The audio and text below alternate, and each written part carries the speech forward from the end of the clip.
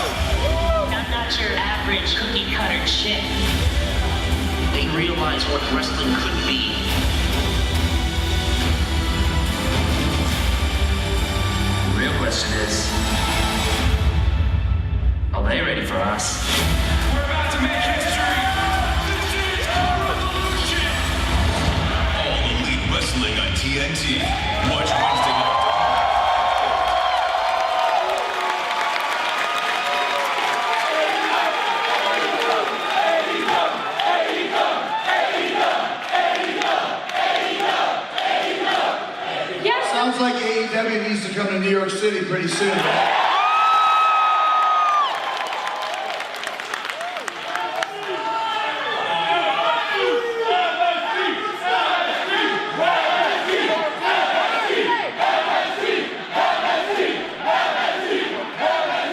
Make sure you film that, Jeff, and send it to the guys at MSG, please.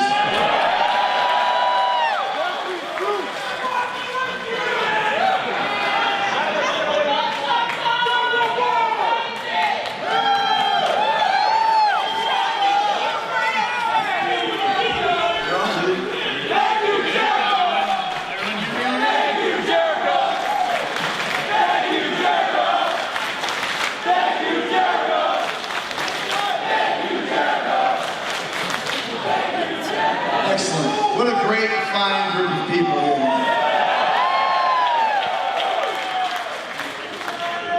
Jericho, you're the pumpkin pie! Thank you guys all for being out here. If you don't know who I am, which I'm pretty sure... We don't know who you are. My mom and wife couldn't be here, so there's literally no one here who came to see me. What? But my name is Mick Rouse. I'm a writer at GQ Magazine. I am really excited to be here. Thank you, Mick. Go guys. Thanks to me.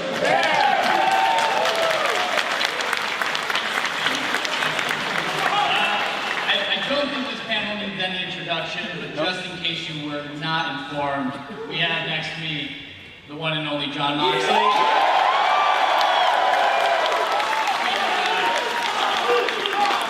Moxley!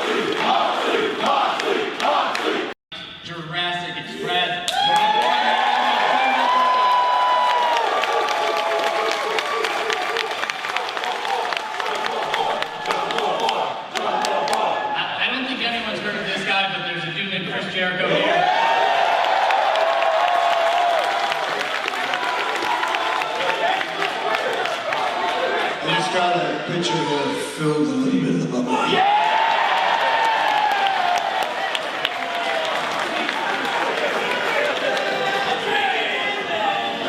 Also with us, the native beast, Nyla.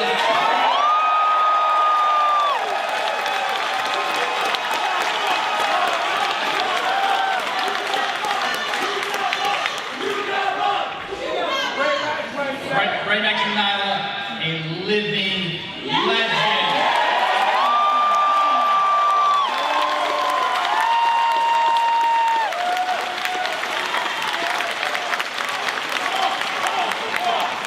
And last but not least, AEW's chief brand officer.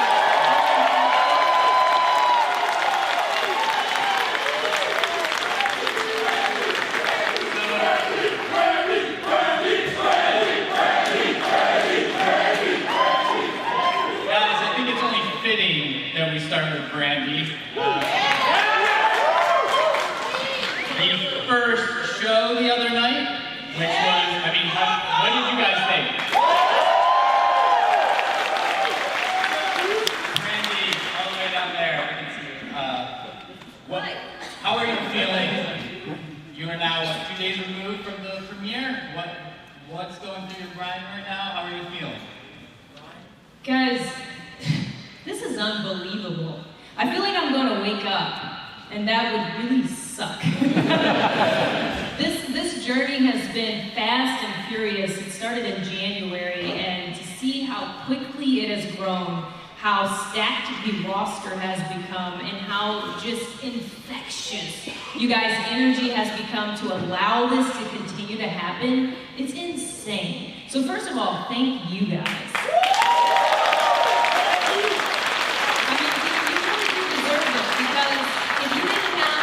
The heart to demand what you want, we wouldn't be able to give that to you. But you guys took a stand and you said, we want this and we will get behind it no matter what it takes. I don't doubt. How many people in this room were at All Out?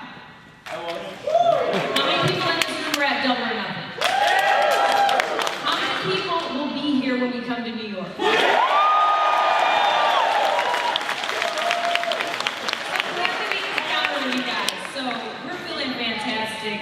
I feel like I'm in a dream. I've slept about 3 hours since Monday, but it's awesome. It's all good.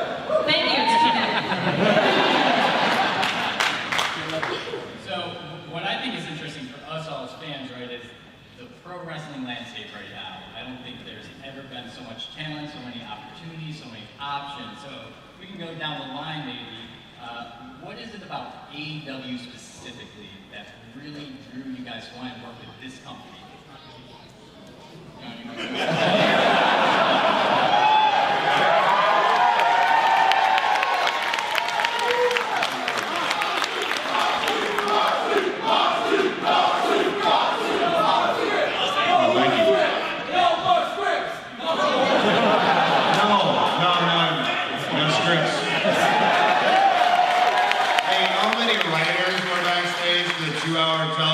Successful 2-hour television show we had the other night.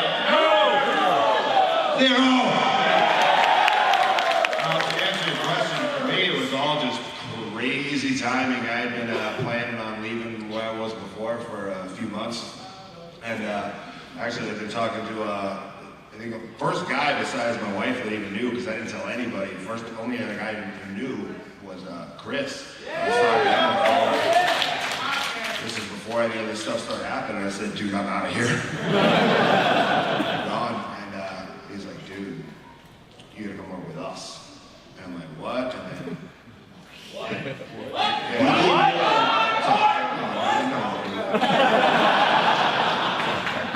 Yeah, not 5 minutes later, probably, I got a call from my friend Cody Rhodes, and he starts explaining to me all this top secret stuff I have.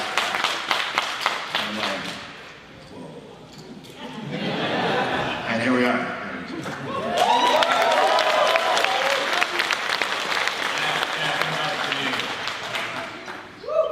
Well, I've been saying this all day, but I weigh about 150 pounds. Every week. Damn right he's sexy.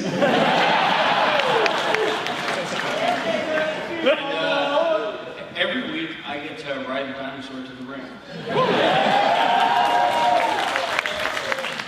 And those are two things that until pretty recently have not been acceptable anywhere else.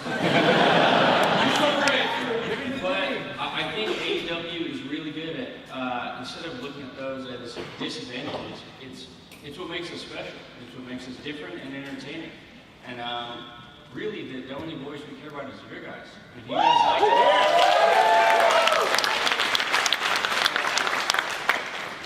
I don't really give a shit what you guys think.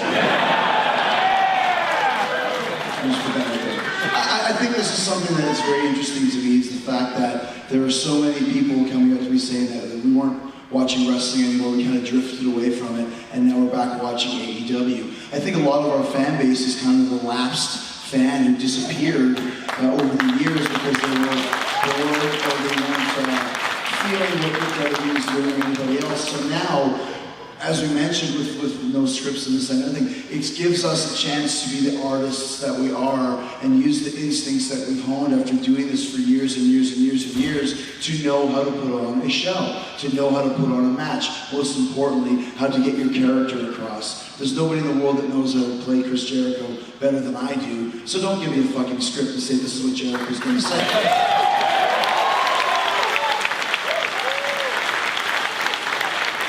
On top of that, to know that the very first show was such a huge success after all of the waves that we created in this industry and around the world, without ever having 1 minute of national television time to our name, there was a lot of speculation. Oh, what's it going to be? Who's going to watch? Most importantly, we saw who's going to watch. The demos were huge. The numbers were huge, and now we are a viable major league wrestling company that only has upwards to go.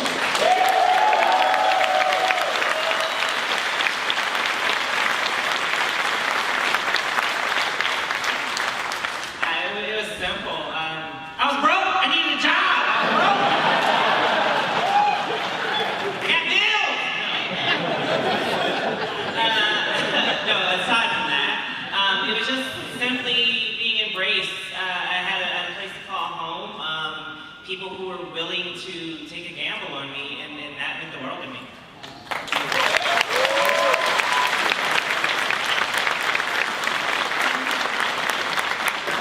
Well, I have felt jaded and let down by wrestling. Wrestling can hurt me, y'all, so I ran off to Hollywood.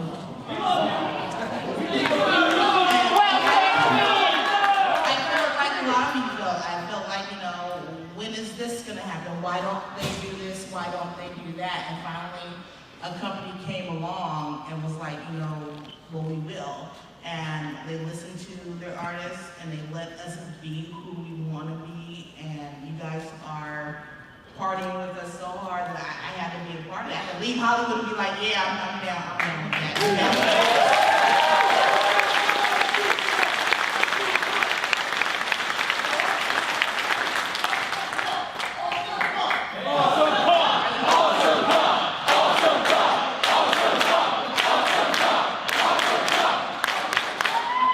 Chris, for you have been a member of some of the most legendary locker rooms in pro wrestling history.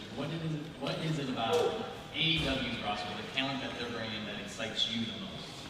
I think it's just because I think if you want to start a wrestling company, you need money, you need a good TV network, which we have both of those, but more importantly, you need 6 to 8 legit main event performers who are fresh. We have that in this company.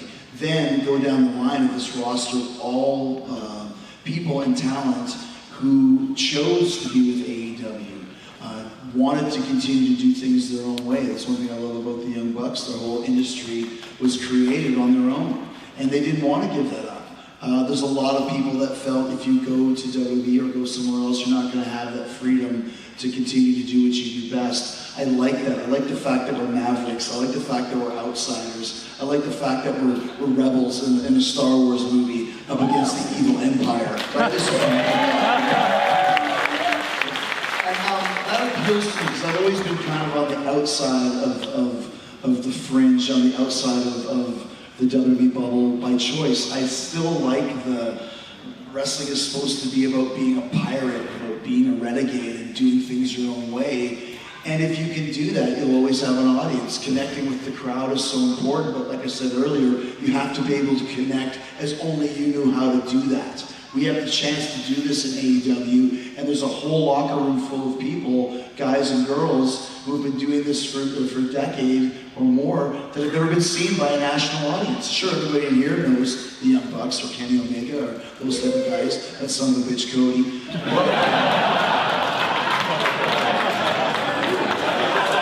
It's funny how his face is everywhere, but mine isn't, right? I don't like that shit. Point being that they did things their way. Shut up. You're not going to take over my show. Stop that shit. I don't play that thing. Where's the title? Sorry? Where's the title? Ask your mom.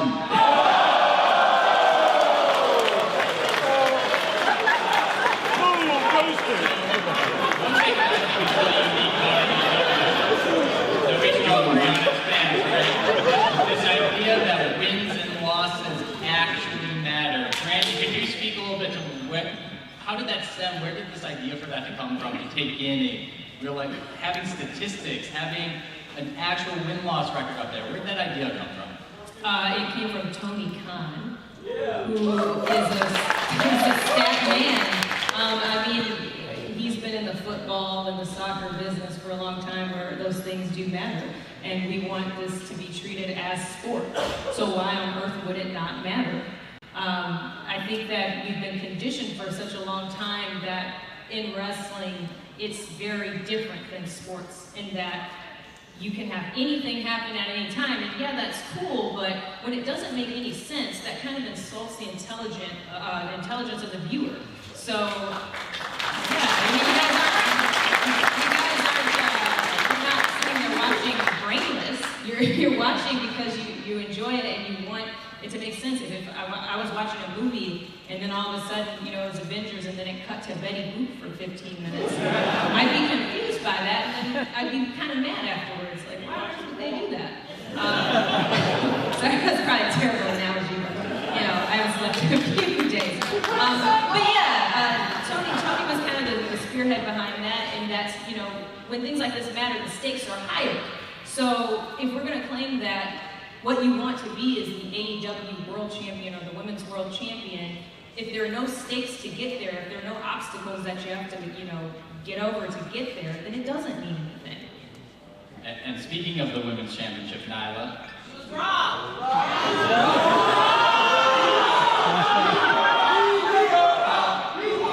What I'm interested in, though, is we are in a place where women's wrestling it's growing every single week. It's becoming what a lot of us as fans have been wanting it to be for a long time. How much pressure was there for you to sort of lay that groundwork for AEW's women's division with that match? There was an immense amount of pressure. You know, we're seeing women's wrestling showcased in a light that, you know, quite frankly, the American audience isn't used to. You know, anywhere else in the world, Japan, for instance, there's countless women's promotions that, you know, I don't know if this is an official number, but I would venture to guess they probably outnumber the men's promotions. You know, it's a huge business over there. So being given one way to view women's wrestling, your view kind of becomes a little skewed.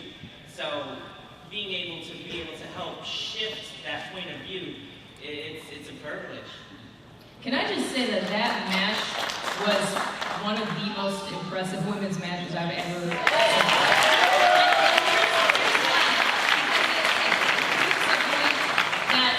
With our industry, we're saying that we are more sports-centric. We want to focus on the bell-to-bell, what happens in that ring. You knew the story from the beginning to the end of what happened in that ring. Nothing happened backstage that had to tell you what happened with that story. These two women, I'm sorry, not these two, those two women, put that together so eloquently that you could not miss what the story was. And we never left the ring. Nobody went backstage, nobody got in a car, nobody had a secret message or something pretending like you couldn't see it. All of that happened right there in the arena, right before your eyes, and all unfolded, and it was beautiful. So thank you. Yes, I want to speak English. And Colin, for you have been in this industry for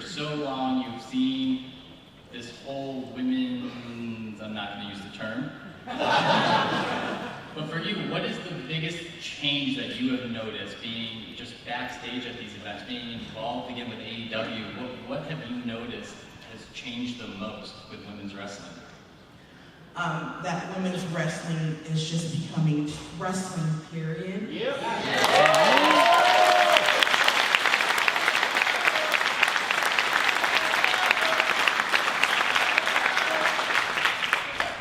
I love it. Easy. A question for Brandi. We cannot,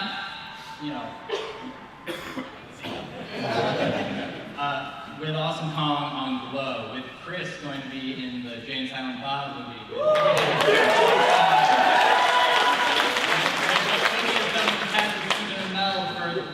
For AEW to cross over into other forms of entertainment, how important is that for you to instill this feeling that anyone up here can cross over, or bring people like Stephen Amell, have them cross over with what you guys are doing? Yeah, so I feel like sometimes wrestling gets in a bubble, like a pop culture bubble, where we pretend like we don't recognize other areas of pop culture that are absolutely killing it, like people like Stephen Amell and Arrow, or like Glow. We pretend like that stuff's not happening. Why on earth would you do that? There's so much talent, and especially with Steven, when he had his match at All In, that was his third time in the ring ever. Steven's a pro wrestler now. But he's absolutely a pro wrestler. He was standing backstage, didn't know who Steven was, and during the match he said, "That kid's pretty good." And we were like, "That's Stephen Amell, the actor." And he was like, "What?" Like, my God. But yeah, I mean, this crossover is amazing, especially when you have so many fandoms that want to see that type of thing. Like we had the DC comic book art crossovers. Did anybody see those? That's stuff that as fans of, well, you could be fans of multiple things. Why shouldn't they sometimes integrate? Why shouldn't they sometimes touch each other? And I've got a secret. There's something coming up closer to probably Halloween, where you're going to see another really cool integration. So make sure that you're paying attention. This was so cool. Like, so cool. I'm not gonna say it. Okay, I can't say it. I'll get fired. Randy will fire me. I'm not gonna do it. I forgot.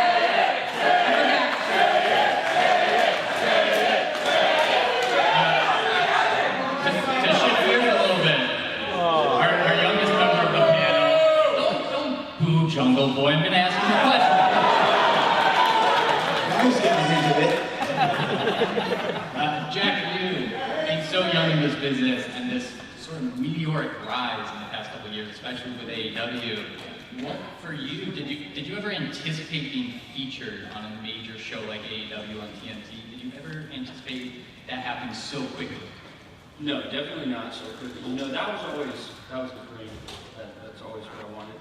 But it really kind of just came very quickly and kind of out of the blue. And it feels cool for me because I'm in the beginning of my professional wrestling career. And to be starting with a company that's also starting feels like a really cool kind of parallel to me. And I get to be here with the best in the world. Hey.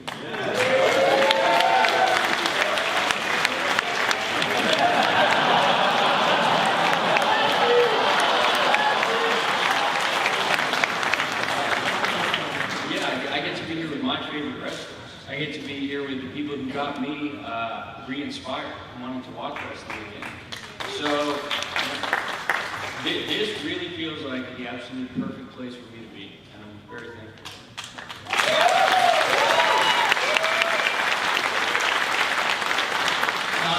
We had a match that was supposed to go on at All Out with Kenny Omega. I think a lot of us were anticipating that match. We now know that it's going to be happening at Full Gear. But can you take us back to that moment when you found out you were going to have to go have some surgery on the elbow? What was going through your mind at that moment when you knew that that match was going to have to be going back? Give me the bummer of a question. Bring the room down. In short, I had a staph infection after I was wrestling every night with a torn tricep for about 2 months and just getting, 10 cc's of fluid drained out of my elbow so I could straighten my arm every single night. And probably somewhere in there, in ended up with a staph infection after surgery, and what's called MRSA can just like stay in your system, and it's very resistant to antibiotics. It's very dangerous, and you shouldn't mess with it. But little tiny bit can just like stay in your system like forever. So you have what's called a bursa sac in your elbow. And I'm just gonna long medical explanation. We're learning so much though. I appreciate it. You know, doctors told me that just the tiniest little bit could have stayed in there. So I woke up one morning, and this had happened to me 2 years ago, which was with what was all kinds of goo all over my bed, and with what looked like a tiny little alien hand trying to poke out of my elbow. Pretty gross. And I was like, and it was the same thing from 2 years ago. So I'm like, oh no. And I went to the doctor, and I was just like, you gotta be fucking kidding me. The worst timing, you know. So it was it took me like 24 hours to even come to terms with it. I was like trying to, I'm like, what if I saran wrap my entire car? It was like, no, you need to get taken care of now, or you could like lose your arm, or you could die. So it was like, I had to bite the bullet. It's the only time I've ever had to do that, except for the time I had surgery. So it was a bummer. But the cool thing is, you know, everything happens for a reason, and hopefully it just makes this more anticipated of a big match. I think one thing that AEW is going to be able to do that would set it apart is I think we're going to be able to create that big fight feel, that big fight atmosphere. We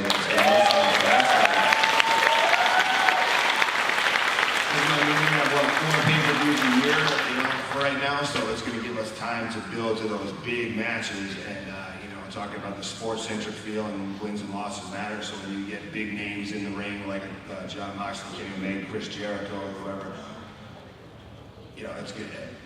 These are going to be big fight atmospheres. You know what I mean? I think we should bring some of that, you know, Tyson Holyfield, you know, Chad Sabu, that big atmosphere where you feel like, you know, Ortiz Shamrock, I don't know, whatever example you want, where like the tension in the room is high because these guys are finally going to get to lock horns, you know, so that, you know, try to look at the silver lining and everything. For sure. Chris, you in the past had wars with both this guy right here and Kenny Omega, so, you know, what do you think that we can expect from that match when we see that? Well, once again, I mean, the whole concept of AEW is to let guys go. Just go out there and do what you can do best. And I think there's very little restraints on that. Something that I really enjoyed when I went to New Japan, and Mox was just there, he loved it there too. And we were able to bring that element here to AEW. So, excuse me, it's really refreshing. Once again, when I mentioned 6 to 8 top guys, you don't have the same match over and over and over again. It's something that John just said that was really fun. Very interesting is that when you have a pay-per-view every month, you have to put on a pay-per-view. So you just throw match after match after match until nothing really means anything. We're not going to have that. So even when you have a big match on television, like Pac versus Hangman, it was a huge match to see for me. You know, and that's something that has been missing from wrestling because the talent gets kind of used and watered down. We don't have that in AEW because once again, you have a whole roster of people that have never worked each other, that all have a lot of steam, a big fan base, and they're all really, really good. So I expect nothing less that Kenny and Moxley is going to be great. I know when Jericho and Cody go toe-to-toe for the AEW Championship, it's already getting a big fight feel. And when I kick his ass and throw him in the carpet,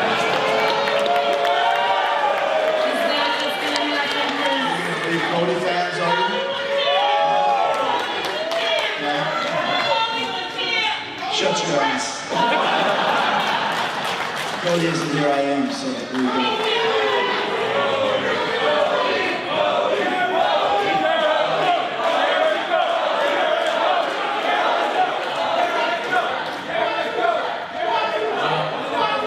The one fat kid, Nyla Rose, Jon Jericho, thanks.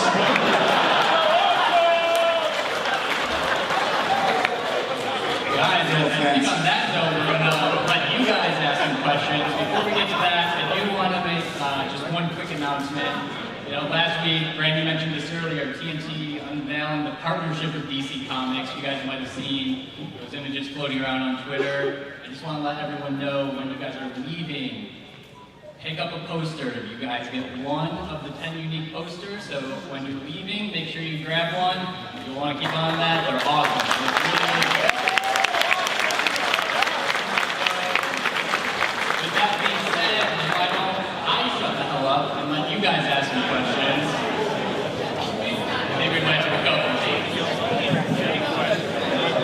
Hey, how's it going? My name's Matt. I'm from Ohio. Great to see you all here. My question, respectfully, how come Joey Janela is not on this panel today? He's here. I'm just curious. Like I said, happy to see you all here. I'm just wondering why he's not here too. That's all. He couldn't afford the toll from New Jersey. He's actually here. He's in the building. What's that? He's actually here. He's in the building. Why don't you start your own panel with him?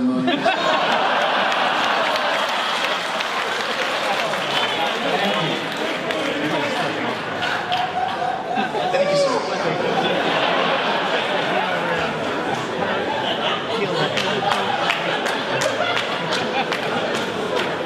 Hi there. My name is Dawn Ennis. I'm the managing editor of Outsports, and all of our Outsports readers love AEW. So I wanted to just ask this one question of Nyla. Nyla, you were misgendered by one of the announcers. How'd that make you feel? We need a name and an address. Yeah, exactly. But, off the record, I want to, please record or nothing. I didn't know that happened. I was busy at work. I didn't get to watch the But thank you for your representation. I think it's great that you're out there. My pleasure.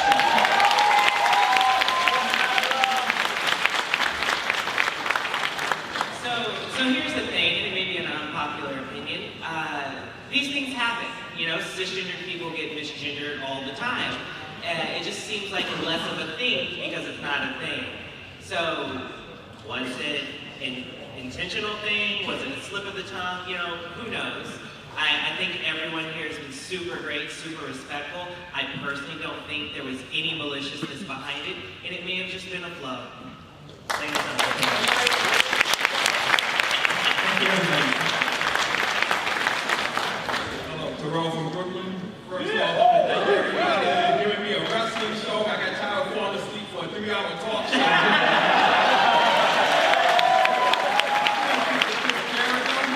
I see how they play you when you won the championship and you went to back, your craft table was all messed up. When you got hit, did they finally give you a little bit of the bubbling? It's amazing what people latch on to. I just threw that line out. It's not a big secret. It's actually from Dumb and Dumber. I owe Jim Carrey's and I just threw it out there. A little bit of the bubbly. And somebody made a video of it for Mambo number 5. A little bit of bubbly. A little bit of bubbly. So I posted it, and about 20 minutes later, someone made a Limp Bizkit one. And I was like, okay, we got something going on. 24 hours later, there was dozens, and about a week later, there's probably over 100 of those videos made. So listen, when people get into it, you just ride with it and have some fun with it. And now we have bubbly shirts. We're working on some bubbly, and bubbly pinball machines, bubbly condoms, bubbly chewing gum. Did you ever find out who threw the wiener in the ring? I did not find it. Someone threw a wiener in the ring the other day in Washington. I've never seen that in 29 years. Actually, not a hot dog, a wiener. I was going to make a wiener shirt too, but I thought that's too much. Did you guys buy a wiener shirt? You're just saying, I don't even have 2 nickels to rub together. You're going to buy a wiener shirt?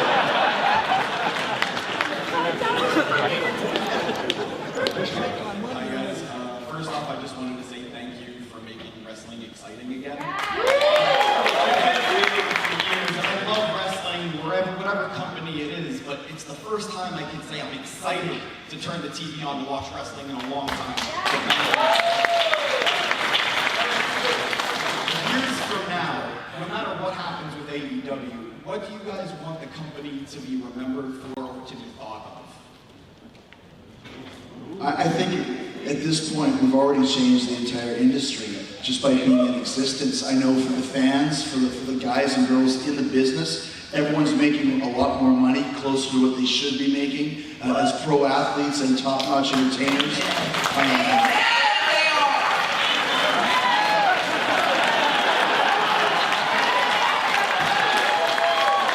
And most importantly, we've made wrestling and more importantly AEW cool again. So I think we're going to be remembered no matter what, but we're just getting started, man.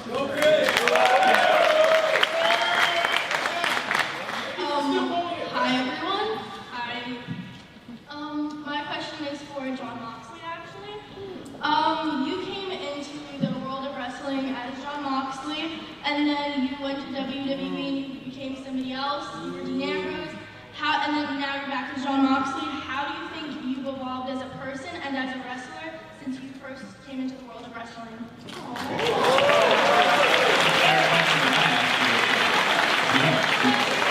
You want to get up here and take this job?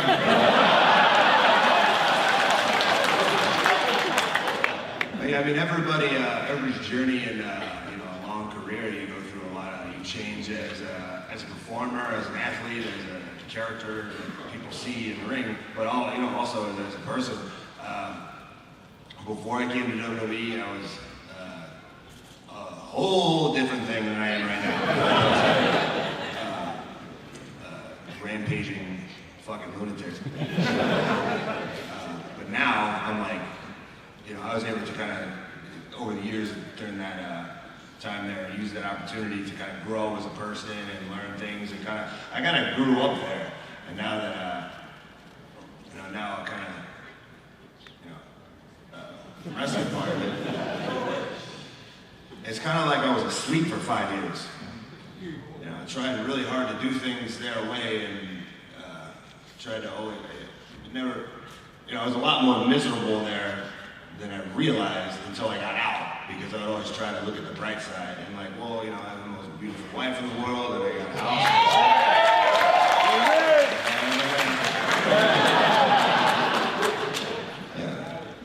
So what do I have to like, at least I'm not working in a factory for 12 hours or something like that, or whatever. But now that I'm on the other side of it, I'm like, I was a brain dead for like a couple of years there. Like it really is like, there was like a whole different person that went to prison and like just got out. Like looking at the world through fresh eyes for the first time again. And now I'm just, can just wrestle the way I want to and be physical and violent and aggressive and break people's faces and just not have to worry about anything. So it's, I feel like the weight of the world has been lifted off my shoulders over the last, I feel like a totally different person. I like the person I am better now.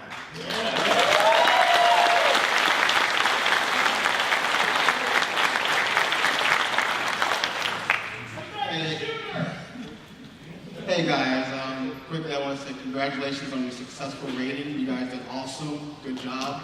My question actually is for you. I've seen you all over the world, and now that you're here, I want to ask you, now that you're at AEW, what goals do you want to set for yourself? Because I know when you were at WWE, you were a champion, you were a Grand Slam champion, and you just eloquently point out that you were miserable, and now that you're more fresh, you feel rejuvenated, your career just got a brand new kickstart. What goals do you want to accomplish for yourself now that you're at AEW? As far as tangible goals or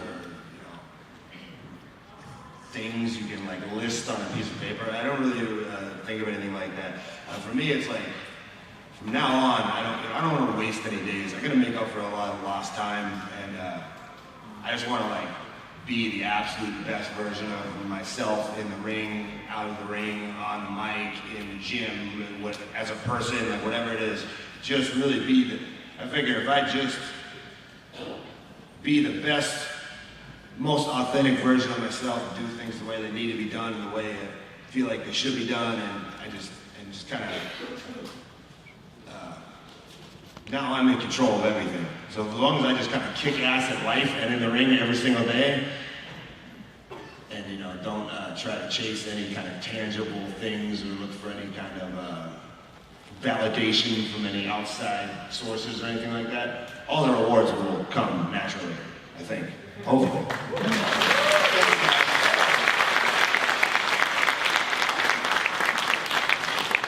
Hi, I'm Mike from Queens, New York, and my question is actually for Brandi Rhodes.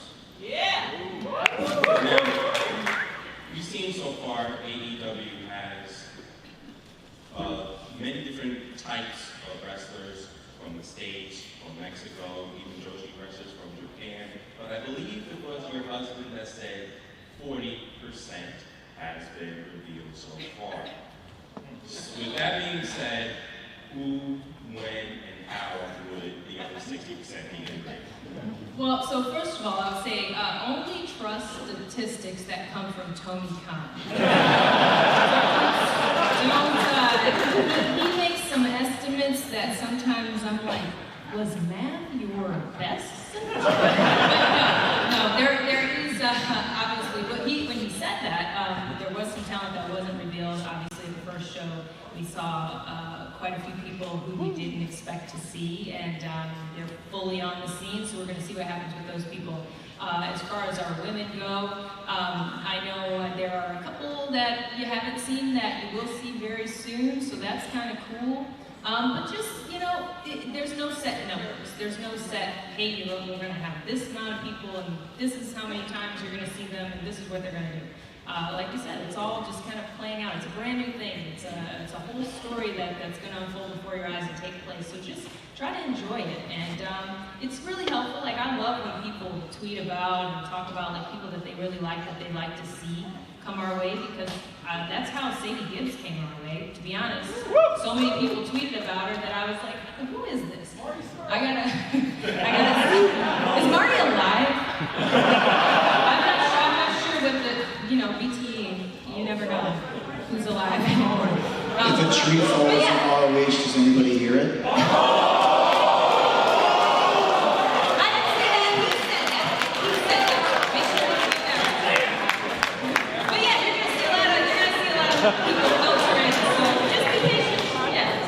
Just wanted to say congratulations and thank you.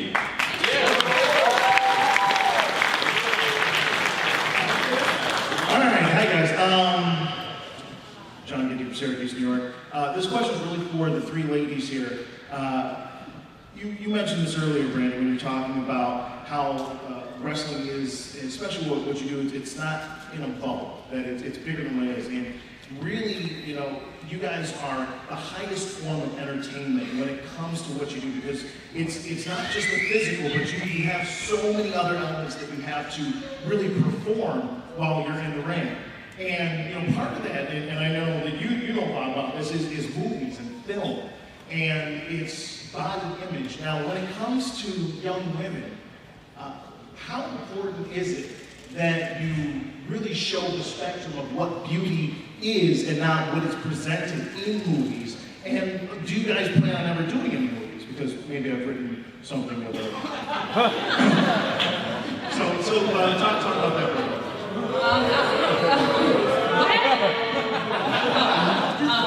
I'll start. I'll try to be brief. I think that beauty is everywhere, and I think that beauty comes in all shapes, sizes, colors. So, I just think that everybody should be authentic to who they are, and what's beautiful to me may not be what's beautiful to her or him, but I authentically am going to be myself. So I'm always going to, what makes me feel beautiful, that's what I want to present for myself. And I hope that people enjoy it, but if they don't have to. For me, just like my self-confidence, always been a confident person. I've never had a problem catching or keeping a man. It's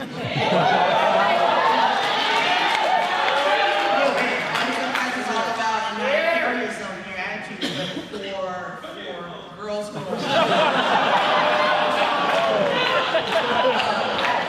as an example, I want them to see, that a woman of any shape and size can move swiftly, can do a lot of things. You don't have to be, the size to move and shape.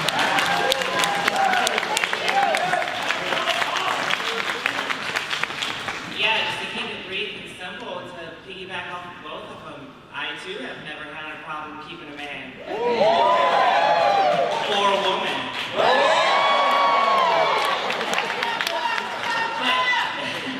But the thing about that is just just because what's beautiful to one person may not be to you, there's no reason to tear somebody down for that.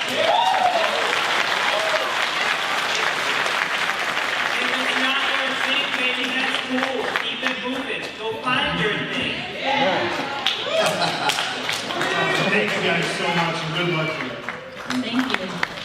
Our last question. Hi guys, I'm real nervous. I guess with my question, I just wanted to talk to Chris Jericho, my favorite man, my favorite. And let's go, Chris! Yeah! Chris, I've been watching you forever. Your run in Mexico as Corazon de Mayo was absolutely sensational. Your run in New Japan was absolutely awe-inspiring. Your work rate is incredible, and I just wanted to say you're such a good heel. So just from the bottom of my heart, thank you. But my question's a bit of a two-parter. Question number one, how does it feel to know that I'm better than you? And you know it. And how does it feel to know that you're going to pay for what you did to my best friend, Cody Rhodes? But allow me to say, I'm not going to do it, Chris, because Cody's here right now!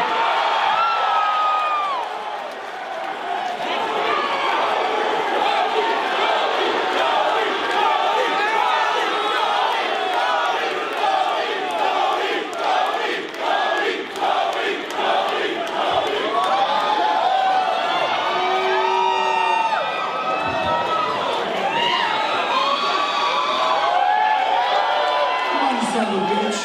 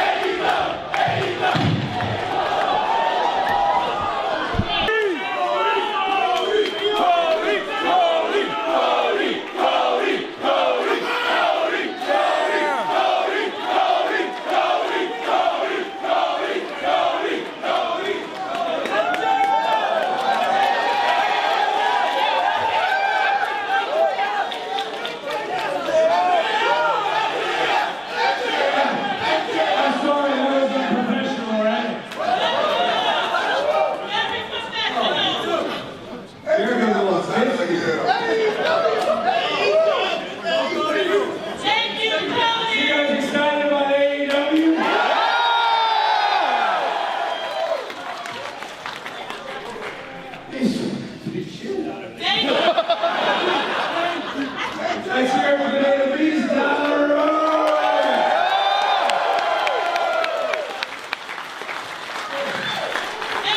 How about the guy who had the balls to jump the line and do this thing with us, Jon Moxley!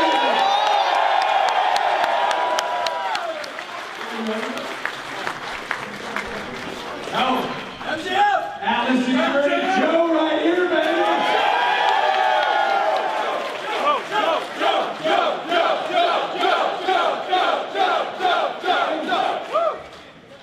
If you're doing Joe, we got you Ronnie.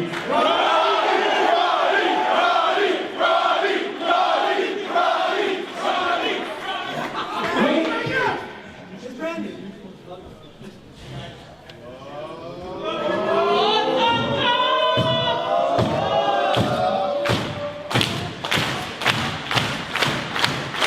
Let's hear it for Awesome Kong!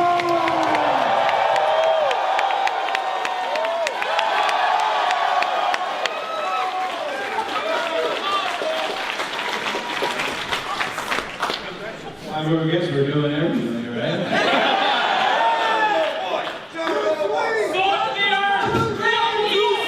All right, get up here, Jack. Glad to see you.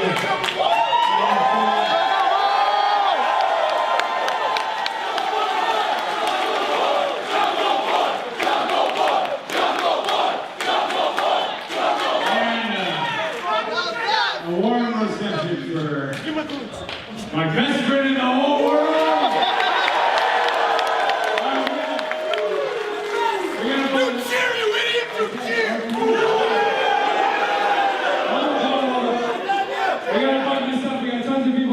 So we have for Philadelphia coming up, I've got 20 tickets in my pocket. Whoa, whoa, whoa, whoa, whoa. You don't want to say you're going to give 20 tickets to these complete nerds in the crowd where people deserve free tickets.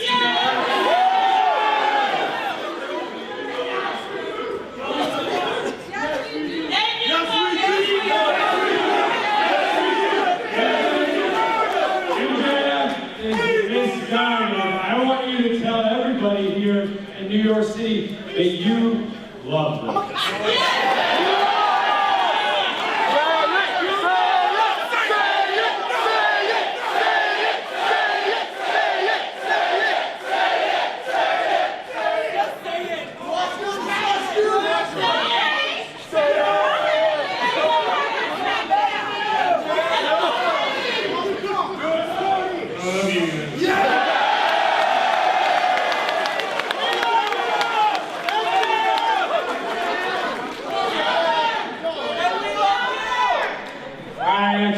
Here. You want to do it?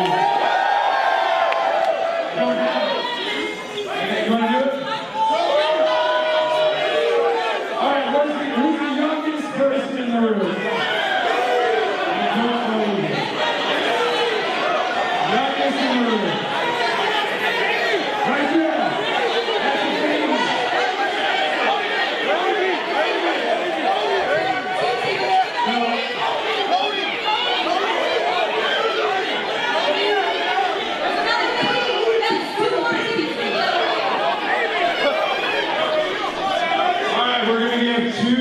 To the first baby.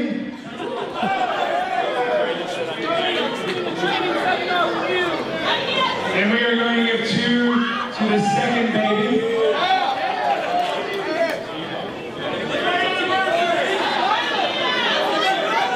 And then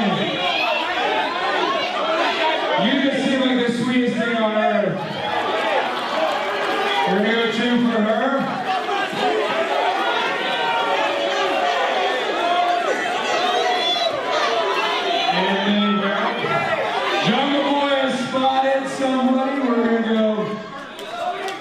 Jungle's got 2.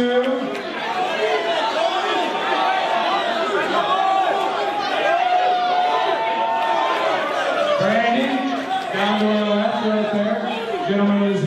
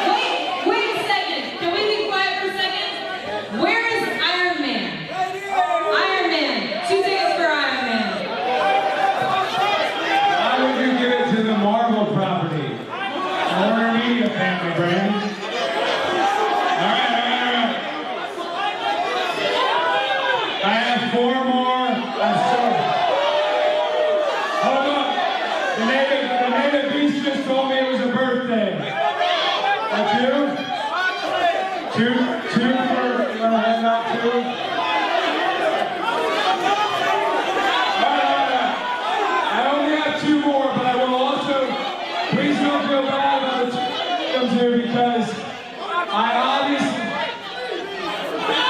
there's an engagement too. Okay, we're gonna get the last 2 of the engagement. But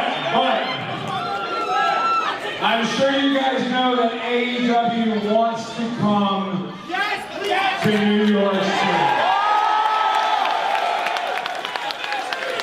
I know there's some people that don't want us to run Madison Square Garden. But can I tell you a secret? If you guys want us to run Madison Square Garden, if you guys want us to run Barclays Center, if you guys want us to run